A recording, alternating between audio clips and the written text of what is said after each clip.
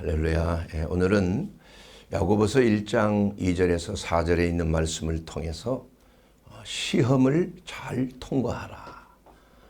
인생은 여러 가지 시험이 있을 수가 있습니다. 그런데 그 시험이 어떻게 내게 다가왔는가? 왜 내게 이러한 시련이 닥쳐왔는가? 이러한 경우에 대해서 의문점을 가질 때가 있습니다. 하나님은 좋으신 하나님이요. 하나님은 우리를 사랑하시는 하나님인데 왜 내게 이러한 문제가 생길 수 있는 것인가? 거기에 대한 해답이 오늘 여러분과 나눌 말씀에 있는 것입니다. 사람은 누구나 시련이 없이 또 강건하고 행복한 삶을 원합니다. 그러나 그것이 마음대로 되질 않아요. 수많은 사람들이 각자의 형편과 처지대로 그의 인생에서 당하는 여러 가지 난관과 역경과 고난이 있지만은 그러나 그 고난을 통과하는 그 모습이 각자가 다른 것입니다. 그래서 하버드 대학에서 연구를 하기를 하버드 대학 졸업생 약 800명에 대해서 그가 70년 동안을 추적하면서 1930년도에 입학한 하버드 대학의 2학년생을 표본으로 삼아서 70년 동안을 추적해서 그걸 살펴봤습니다. 그래서 그들이 행복한 삶을 살았다고 하는데 어떻게 해서 그들은 자기가 행복하다, 참 인생을 참 아름답게 편안하게 행복하게 살았다 이렇게 자부할 수 있었는가? 그 결론이 부에 있는 것도 아니고 또 좋은 학벌에 있는 것도 아니었고 또 꼭 건강에 있는 것도 아니었다고 합니다. 공통적인 행복한 사람들의 특징은 뭐냐? 그들이 당한 고난에 대해서 어떻게 현명하게 대처했는가? 어떻게 반응했는가? 여기에 따라서 똑같은 고난의 모양일지라도 어떤 사람은 그 고난을 통해서 더욱더 거룩하고 성결하고 또한 변화되고 또한 그야말로 인자함과 선함으로 그 인생이 성숙한 사람으로 변화되는 것을 볼 수가 있었다는 것입니다. 그러므로 우리 그리스도인들도 예외가 아닙니다. 하나님을 사랑하는 그리스도인으로서 하나님께서 나를 사랑하시기 위해서 독생자까지도 주신 하나님인데 내게 어떠한 시련이 닥칠 때 그 시련을 어떻게 대처하느냐, 여기에 따라서 우리의 인생의 삶의 행복도 뿐만이 아니라 하나님께서 우리를 판단하시는 그러한 아름다운 거룩한 신실한 성도의 삶으로 그리스도의 장성한 분량에 이르기까지 우리는 예수님을 닮아가는 삶을 살 수가 있게 된다는 것입니다. 그런데 우리가 중요하게 여겨야 될 것은 내게 어떠한 시련이 닥쳤을 때 이것이 두 가지의 그 이유가 있을 수가 있습니다. 하나는 우리에게 유익을 주기 위한 하나님의 시험일 수가 있어요. 오늘 이 야고보서 1장 2절에 있는 말씀 속에서도 내 형제들아 너희가 여러 가지 시험을 당하거든 오히려 기쁘게 여기라. 시련을 당하는데 시험을 당하는데 기쁘게 여기라는 거예요. 이것은 시험이라는 것입니다. 그러나 또 한 가지는 시험이 아니라 하나의 재앙일 수가 있는 거예요. 징계. 우리가 잘못한 것에 대해서 하나님께 앞에 불순종하고 하나님을 거역한 것에 대해서 하나님께서는 참으시고 또 참으시지만 그러나 자식을 초달하는 것처럼 하나님의 때에 우리를 징계하실 때가 있는 거예요. 이러한 시험이나 시련이나 똑같이 하나의 고통스러운 고난의 모습으로 우리에 다가올 수가 있는 것입니다. 그랬을 때 우리는 이 시험인가 시련인가를 분간하는 그러한 지혜가 필요한 것입니다. 왜냐하면 그 재앙에 그 곤란에 그 공고한 여러 가지 참 시련에 우리가 어떻게 대처하고 그것을 어떻게 면할 수 있는 것인가, 통과할 수 있는 것인가, 여기에 대한 답이 다르기 때문이에요.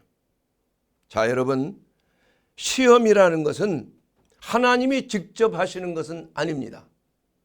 징계도 마찬가지예요. 그래서 야고보서 1장 13절에 보게 되면 사람이 시험을 받을 때 내가 하나님께 시험을 받는다 하지 말지니 하나님은 악에게 시험을 받지도 아니하시고 친히 아무도 시험하지 아니하시느니라. 하나님은 환경을 통해서 허락하실 때가 있는 것입니다. 징계를 하더라도 하나님께서는 직접 징계하시는 것이 아니라 원수들의 대적들이 강성해져서 침공하고 이스라엘 백성들의 수많은 역사를 통해서 우리는 알 수가 있습니다. 아시리아를 통해서 하나님을 대적하는 자들 아닙니까? 우상 숭배하는 자들 아닙니까? 바벨론, 이러한 하나님의 대적을 통해서, 이스라엘의 대적을 통해서 그들이 이스라엘 사람들을 징계할 수 있는 매로 작용할 수가 있다는 거예요. 여러분, 시험이라는 것은 좀 다른 것입니다. 시험은 우리가 잘되게 하기 위해서 더 높은 단계의 수준으로 영적인 자세가, 성숙도가 올라가게 하기 위해서, 마치 성장통과 같은 것입니다. 어린아이가 갑자기 발열이 되고 열이 나고 팔다리가 아프고 말이야, 이런 경우가 자주 있어요. 그건 하나의 성장통이에요. 자라나기 위해서 그러한 성장, 이 관절이 늘어나면서 뼈가 자라나면서 관절이 따라오지 못하니까 나오는 통증이 있는 거예요. 이와 같이 시험이라는 것은 하나님께서 우리의 유익을 위하여서 허락하시는 하나의 연단의 과정이라 이겁니다. 더 높은 단계의 과정이에요. 고등학생이 시험을 통과하면 대학에 들어가듯이 그러한 영적인 단계에서 높은 단계로 올라가는 것이 시험이라는 거예요. 그래서 시험이란 단어의 헬라어는 페이라스모스라는 단어를 가지고 있는데, 이것은 실험을 통하여 증명해 본다라는 뜻이 있어요. 진짜인지 가짜인지, 얼마나 잘 견디는지, 얼마나 강도가 잘 견디는지, 이런 것들을 테스트해 본다는 거예요. 여러분, 다이아몬드를 진가를 알기 위해서, 진짜인가 아닌가를 알기 위해서 하는 실험이 있습니다. 시험이 있어요. 전기를 통과해 보는 거예요. 그래서 진짜 다이아몬드는 전기가 잘 흘러요. 그리고 그 다이아몬드가 열이 나지 않습니다. 오히려 온도가 내려간다고 그래요. 그러나 가짜 다이아몬드는 열이 납니다. 전기가 잘 통하지 않기 때문에 열이 난다고 그래요. 여러분, 순금을 테스트할 때도 깨물어 보잖아요. 혹시 도금인가 아닌가. 도금은 금방 깨물어도 잘 안 깨물어지겠죠. 또 깨문 자리가 금빛이 나는 거예요. 순금은. 자석을 사용해 보면 순금은 붙질 않아요. 그러나 도금은 금방 자석에 붙는 것입니다. 염산이라고 하는 독한 산을 뿌려봅니다. 금에다가. 그러면 금은 염산에 반응하며 변치 아니하는 것. 그러나 도금이 된 것은 금방 변색이 되는 것입니다. 이런 것으로 인하여서 이것이 진짜 금인가, 진짜 다이아몬드인가, 이것이 시험을 통해서 판명이 되는 것입니다. 하나님께서도 우리의 믿음을 시험할 때가 있는 것입니다. 때로는 알 수 없는 시련이 닥칠 때가 있는 것이에요. 그래서 우리가 이러한 시험을 만날 때 이는 너희의 믿음의 시련이 인내를 만들어 주는 줄을 너희가 알미라. 그 시험을 통하여서 더욱더 정금으로 나오는 거예요. 욥이 고백하기를 내 갈 길을 나를 연단하신 후에는, 내 갈 길을 다 간 후에는 내가 정금 같은 믿음으로 나오리라. 여러분, 우리 그리스도인의 삶은 사실 고난의 연속이에요. 평안을 추구하고 건강을 추구하고 모든 것이 형통하기를 추구하지만 그러나 그런 것을 추구한다고 해서 그것이 우리에게 다가오는 게 아닙니다. 대가를 지불해야 되는 것입니다. 공짜가 없어요. 심는 대로 거두는 것입니다. 우리가 천국에 가기 위해서는 많은 환난을 통과해야 될 것이라고 성경은 분명하게 말씀하고 있어요. 그러지 않고 그냥 적당히 편안하게 살다가 천국 가면 얼마나 좋겠습니까, 여러분? 그러나 그러한 것은 성경적인 것이 아닙니다. 또한 우리가 잘못했을 때, 하나님의 뜻에 합하지 않았을 때 그대로 두면 망하게 생겼어요.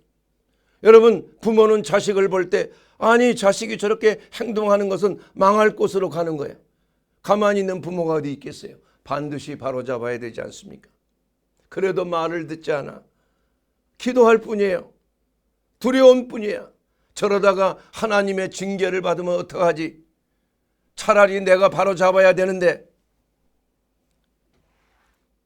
그러나 고린도 11장 32절 말씀을 보게 되면 우리가 판단을 받는 것은 주께 징계를 받는 것이니 우리로 세상과 함께 정죄함을 받게 않게 하려 함이라. 여러분, 징계하지 아니하면 세상과 함께 망하는 거 아니에요?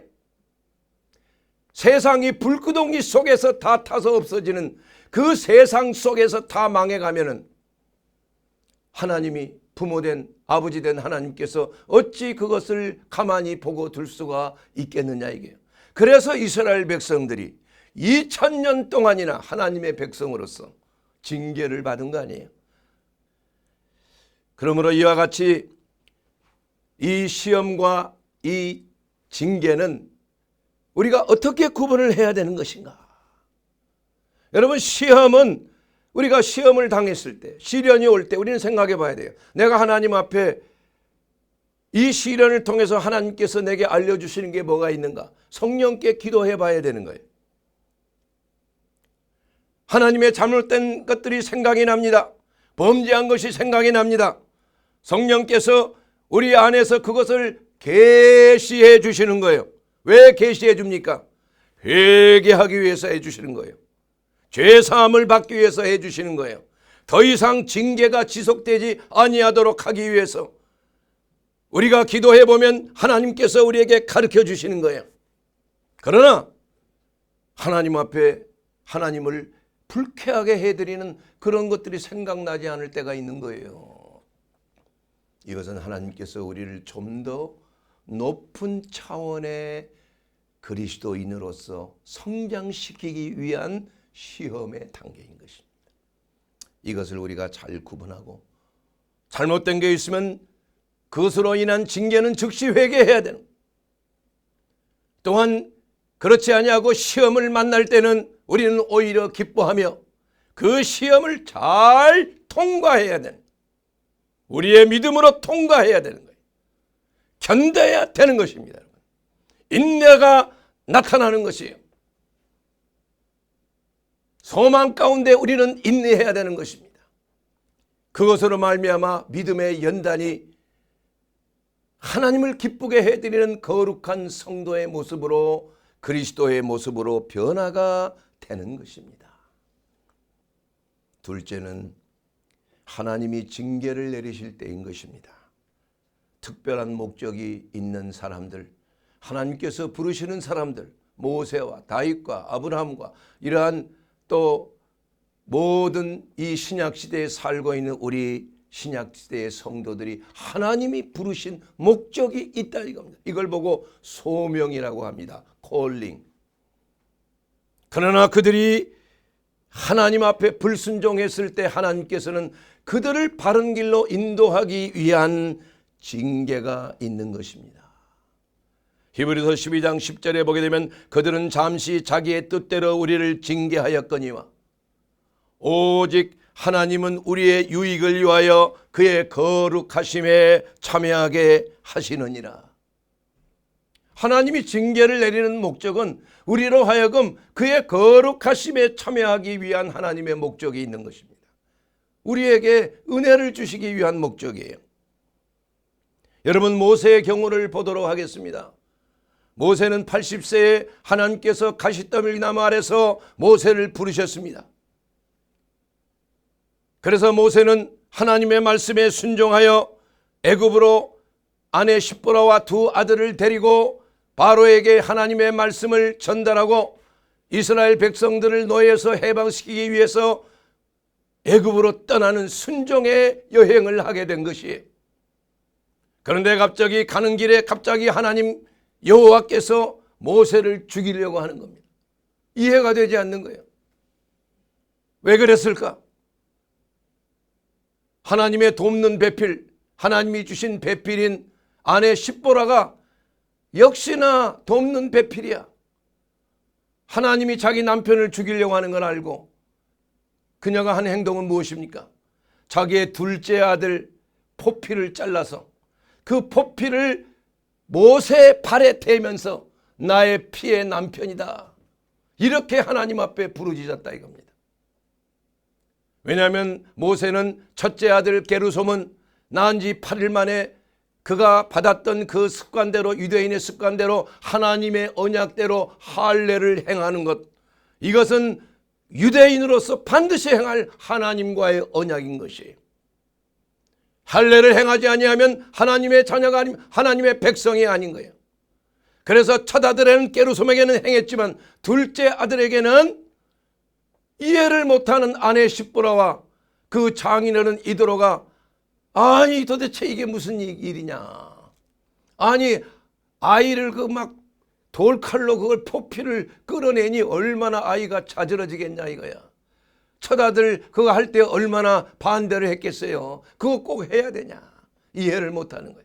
그래서 두 번째 아들을 낳고서는 그 일을 행하지 아니하고 그 아들을까지 데리고 애굽으로 가는 도중에 하나님께서는 징계를 내리는데 그 죽음의 징계예요. 왜냐하면 율법 그대로, 하나님은 공의로우신 하나님이기 때문에 율법대로 행하지 아니하고 할례를 행하지 않는 자를 하나님께서는 그대로 두지 아니하시는 하나님이에요. 그러나 아내 십보라의 그 지혜가 번쩍였어요. 즉시 그 자리에서 돌칼로 자기 둘째 아들의 포피를 잘라서 남편에게 발에 탁 대면서 피의 남편이라. 그러자 하나님의 징계가, 하나님의 그 저주가 사라지고 난 거예요. 그래서 무사히 애굽에 도착하게 된 거 아니겠습니까? 여러분, 하나님의 사역을 하는 사람은 항상 하나님 앞에서 내가 잘못한 것이 뭐가 있는가, 우리는 늘 그것을 다른 사람들보다도 아주 예민하게 물어봐야 되는 겁니다. 여러분, 하나님의 사역을 하는 것은 수만 볼트의 전기를 다룬 것과 같아요. 때로는 그 전기에 감전될 수도 있는 거예요. 많은 주의 종들이 있었지만 그 사역을 하다가, 성공적으로 사역을 하다가 하나님 앞에 범죄해서 비참하게 나가 떨어진 그러한 사역자들이 너무나 많은 거예요. 그래서 중국의 유명한 전도자인 워치만이 정상적인 그리스도인의 삶을 저는 많은 은혜를 받고 읽은 적이 있는데, 그분은 20년 동안이나 공산당 앞에 자기 신앙을 지키기 위해서 변절하지 아니하고 20년 동안을 중국의 감옥에서 신앙을 지키기 위해서 살다가 거기서 순교한 분 아니에요. 그분은 이런 말을 했어요. 많은 사람들이 크게 사역을 하고 좋게 시작을 했지만 마칠 때까지 아름다운 열매를 맺고 그렇게 사역을 마치는 사람은 극히 드물다는 것. 성공은 그야말로 번영이지만, 그러나 그 성공으로 말미암아 많은 사람들이 교만해지고 낙오되고 마는 것이에요. 하나님은 우리가 징계받지 않기 위해서 주의 성령을 통해서 우리가 잘못했을 때, 사단의 유혹에 빠졌을 때 즉시 점검하기를 원하시는 거예요. 사단은 아담과 하와를 유혹할 때 창세기 3장 1절 말씀대로 이렇게 하나님의 말씀을 의심하게 한 것입니다. 하나님이 참으로 동산의 모든 실과의 열매는 먹지 말라 하시더냐.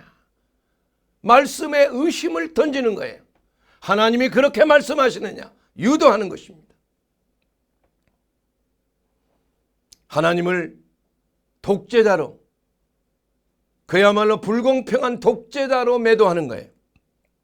하나님과 사이를 이간질하는 것입니다. 하나님에 대한 신뢰를 약화시키는 것이 되는 거예요.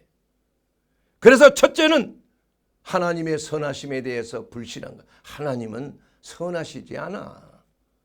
그렇게까지 강요할 수가 있어요? 자꾸 부추기는 겁니다.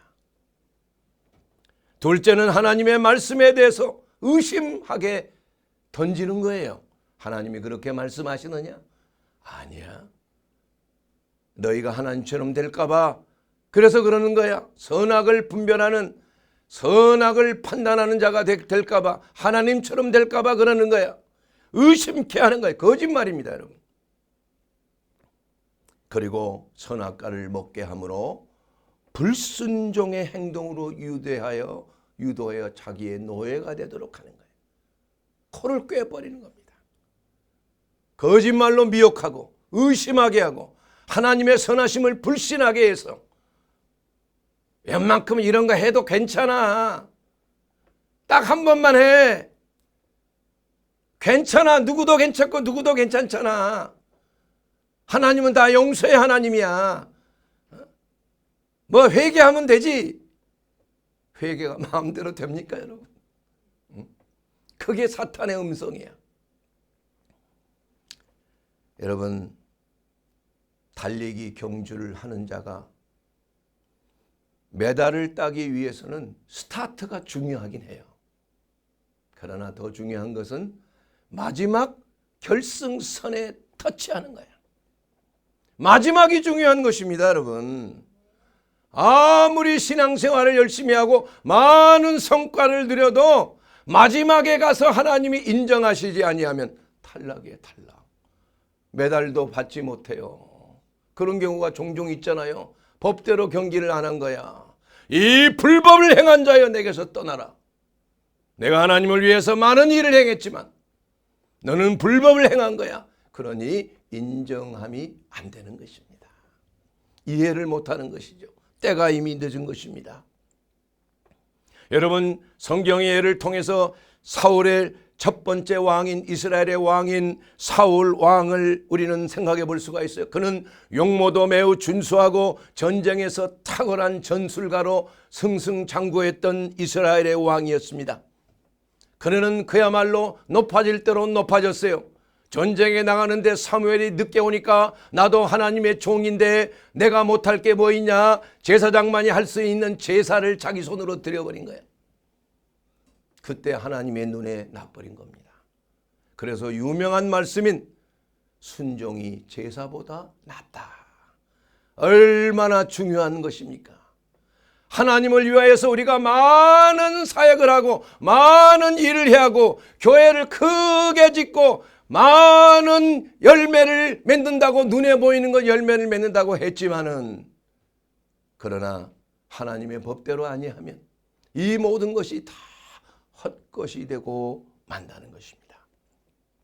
여러분, 다윗은 하나님의 마음에 합한 자였습니다. 그는 사울왕의 질투를 받아서 그의 인생의 많은 시간을 도망다니는 그러한 처절한 삶을 사는 사람이에요. 그러나 그는 늘 하나님을 찬양했어요. 시편 18편 20절에 보면 여호와께서 내 의의를 따라 상 주시며, 내가 의로운 자라는 겁니다. 내 손의 깨끗함을 따라 내게 갚으셨다 이겁니다. 내가 의로운 삶과 깨끗한 삶을 통해서 하나님께서 나를 축복해 주셨다 이겁니다. 이는 내가 여호와의 도를 의지하고 지키고 약하게 내 하나님을 떠나지 아니하였다. 이렇게 자신의 의로움을 자랑할 정도로 그는 거룩하고 순결하고 절대 여호와를 의지하는 삶 살았다 이거야. 그런데 나중에 그의 기도가 달라졌어요. 하나님이여 주의 인자를 따라 내게 은혜를 베푸시고 시편 51편 1절입니다. 하나님이여 주의 인자를 따라 내게 은혜를 베푸시며 주의 많은 긍휼을 따라 내 죄악을 지어주소서.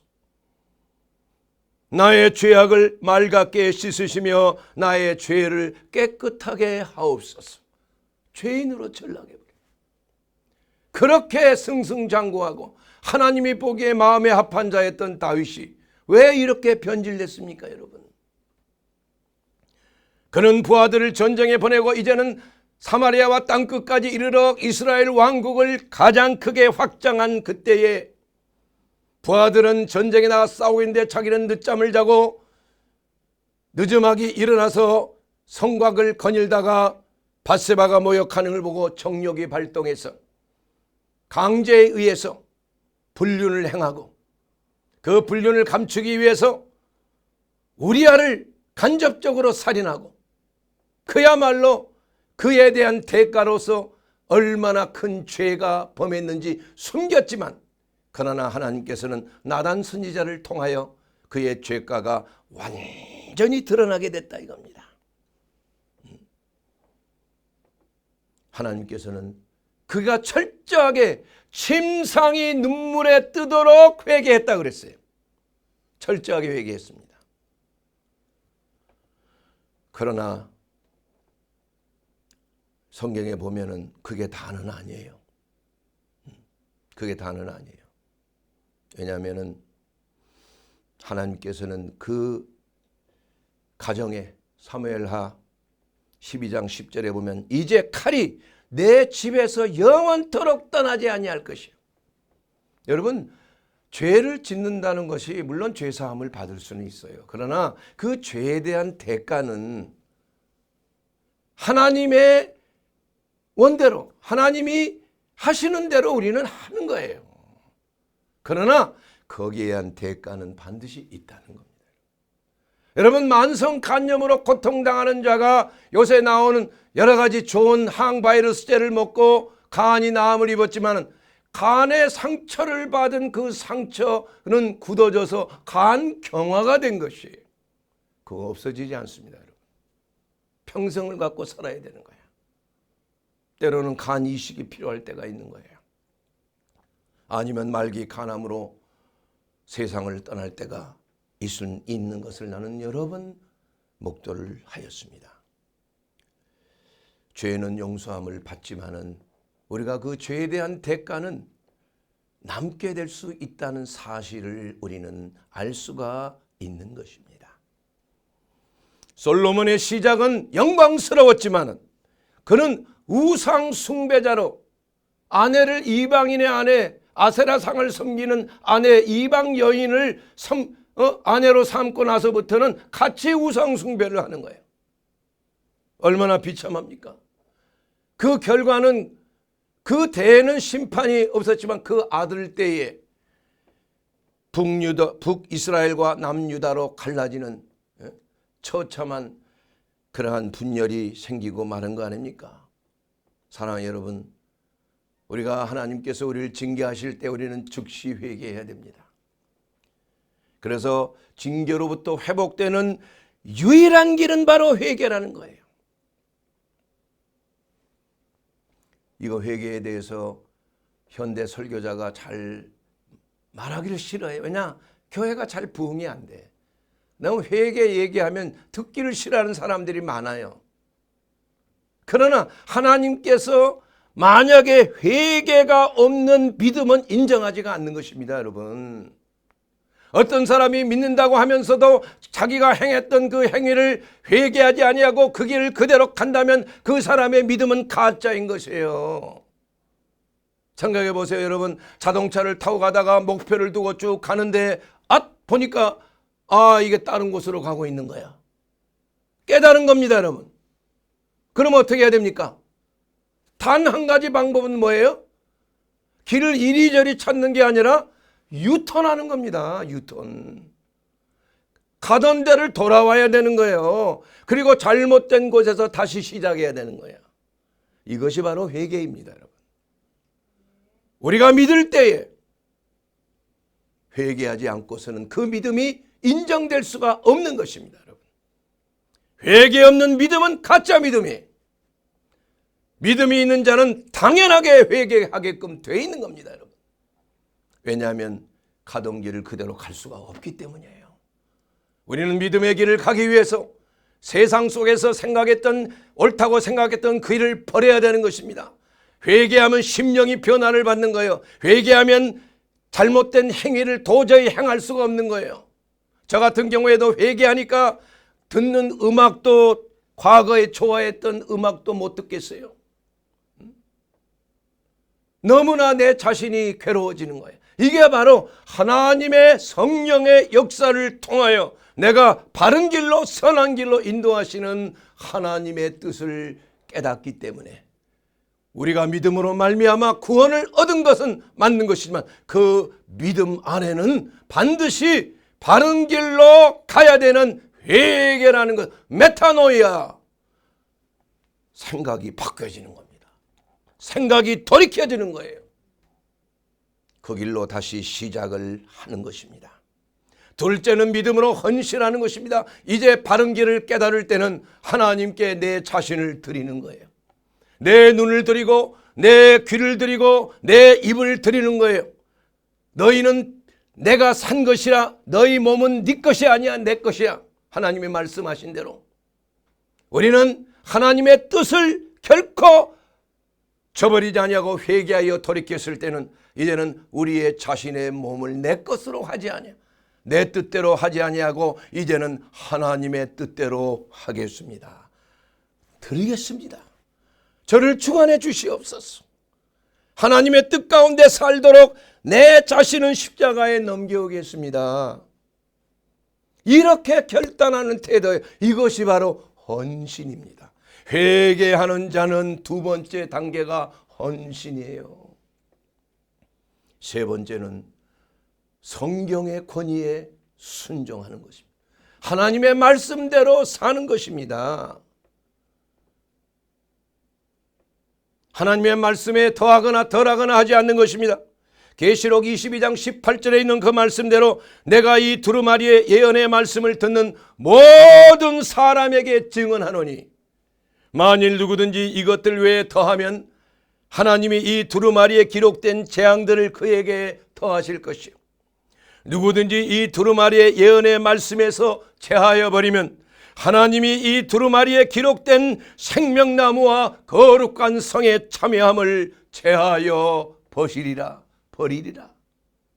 사랑하는 여러분, 말씀의 권위, 성경의 권위를 도전하고 성경을 하나님의 성령의 감동의 말씀으로 기록된 말씀으로 인정하지 아니하고 받아들이지 않는다면 이것은 비극의 시작입니다, 여러분.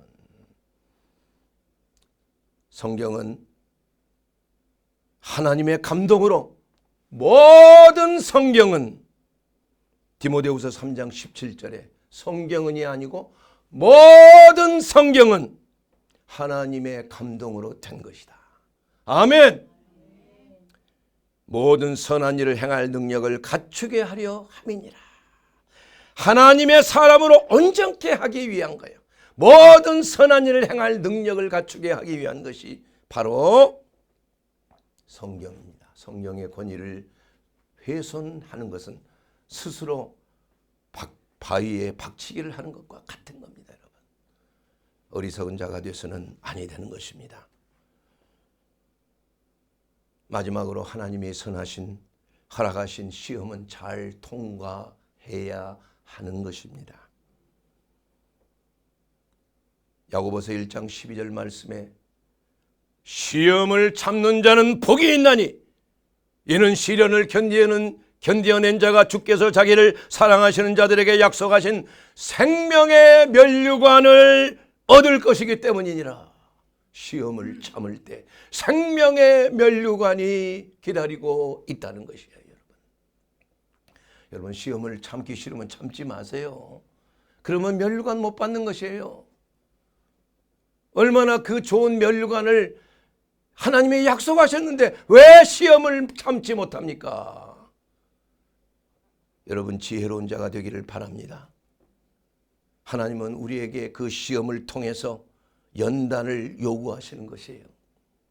사도행전 14장 22절 말씀에도 우리가 하나님의 나라에 들어가려면 많은 환난을 겪어야 할 것이니라. 세상 사람들이 싫어하는 겁니다. 본질적으로 다루는 거예요.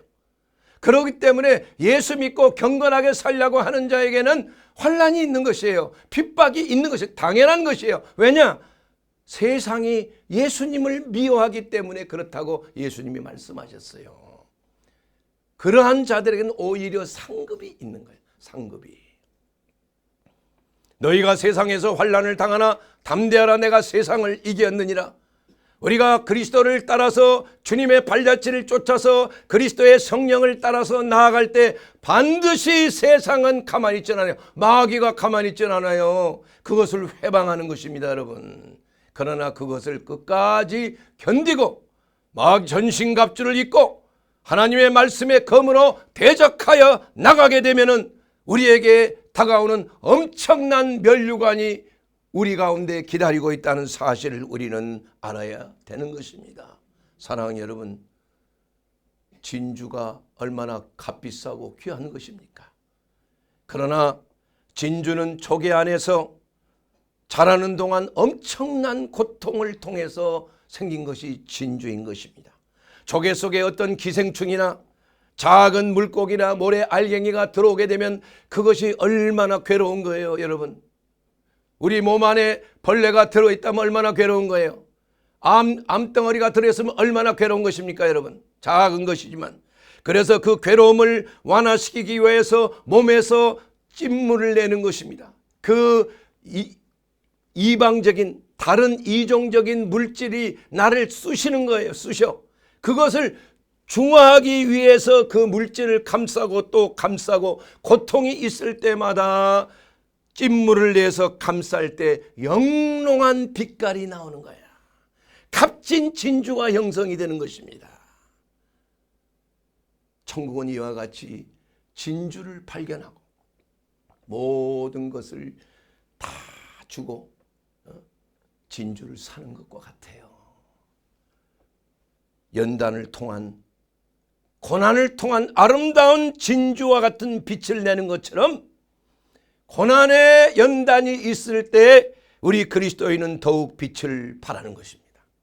그러나 그 진주도 조개가 죽어버리거나 부패하게 되면 진주도 썩어버려요. 영롱한 빛이 사라지고 마는 것입니다, 여러분. 그렇기 때문에 우리 안에 있는 그리스도의 그 아름다운 영영한 빛을 내는 생명의 말씀과 생명의 믿음의 그러한 모든 유산을 우리가 간직하고 빛을 내기 위해서는 고난을 통과해야 되는 것입니다. 연단을 통과해야 되는 것입니다. 여러분, 다이아몬드가 그 숲덩이와 같은 것인데 수천만 톤의 압력을 받고 추위와 압력을 견디고 또 견뎠을 때 다이아몬드가 되듯이 우리는 이 세상의 압박과 마귀의 공격에서부터 우리는 늘 깨어서 기도하며 대적하며 우리의 자신을 보호할 때, 하나님의 나라를 지킬 때 우리에게는 다이아몬드와 같이 빛나는 건축을 하게 될 줄로 믿습니다. 누구든지 금이나 은이나 보석과 같이 보석으로 집을 지은 자는 불의 공력을 통과하게 된다고 말씀하고 있는 줄로 믿습니다. 그러나 집이나 풀이나 나무로 집을 인생을 건축하는 자는 불에 타서 없어지고 마는 것이에요. 사랑하는 여러분, 오늘 이 말씀 시험을 잘 통과하는 자가 되기 위해서 우리는 하나님이 주시는 이 시험을 우리가 잘 받아들이고 우리 자신이 마치 금으로 연단한 정금처럼 흑도가니에 7번 단련한 순은과 같이 우리의 모든 심령을 연단하고 새롭게 되어 그리스도의 장성한 분량에 이르게 되기를 주의 이름으로 축원합니다. 그러기 위해서 우리는 주 예수 그리스도가 나의 하나님이요 나의 구주가 되어야 합니다. 우리 구주 예수 그리스도 안에서 우리는 정죄함이 없습니다.